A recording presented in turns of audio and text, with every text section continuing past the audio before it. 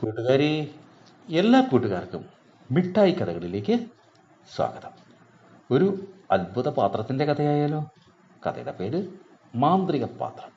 അവതരിപ്പിക്കുന്നത് മനോജ് കുമാർ പുഴയ്ക്കൽ. ഡോബുവിന് ഒരിക്കൽ ഒരു മാന്ത്രിക പാത്രം കിട്ടി. തനിയെ ഭക്ഷണം ഉണ്ടാക്കി തരുന്ന പാത്രം.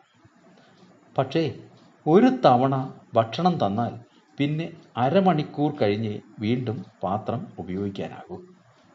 ഒരു ദിവസം ഡോബു ഒരു യാത്ര പോവുകയായിരുന്നു. കുറേ നടന്നപ്പോൾ അവൻ വിശന്ന് തളർന്ന് ഒരു മരച്ചുവട്ടിലിരുന്നു. പാത്രം മുന്നിൽ വെച്ച് അവൻ പറഞ്ഞു, "നല്ല മധുരമുള്ള 10 പഴങ്ങൾ തരൂ." ഉടനെ 10 പഴങ്ങൾ മുന്നിലെത്തി. അപ്പോഴാണ് മരത്തിൽ നിന്ന് ഒരു കുരങ്ങൻ ഇറങ്ങി വന്നത്. ഡോബു 2 പഴമെടുത്ത് കുരങ്ങന് കൊടുത്തു.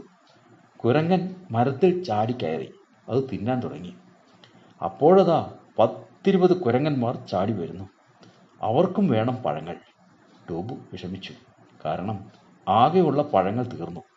ഇനി അരമണിക്കൂർ കഴിയാതെ പാത്രം പഴം തരില്ല. പക്ഷേ അതൊക്കെ പറഞ്ഞാൽ കുരങ്ങന്മാർക്ക് മനസ്സിലാകുമോ? അവർ പാത്രം കുലുക്കി നോക്കി. പഴം കിട്ടാതെ അവർ ദേഷ്യത്തോടെ ഒറ്റയേറ്. പാത്രം പൊട്ടി. സാഹചര്യങ്ങൾ മനസ്സിലാക്കാതെ പ്രവർത്തിച്ചതാണ് തനിക്ക് പറ്റിയ തെറ്റ് എന്ന് ഡോബുവിന് മനസ്സിലായി. കൂട്ടുകാർക്ക് ഡോബുവിൻ്റെ കഥ ഇഷ്ടമായോ? എങ്കിൽ പുതിയൊരു കഥയുമായി നമുക്ക് നാളെ കാണാം. എല്ലാവർക്കും നല്ലൊരു ദിനം ആശംസിക്കുന്നു. Story uncle.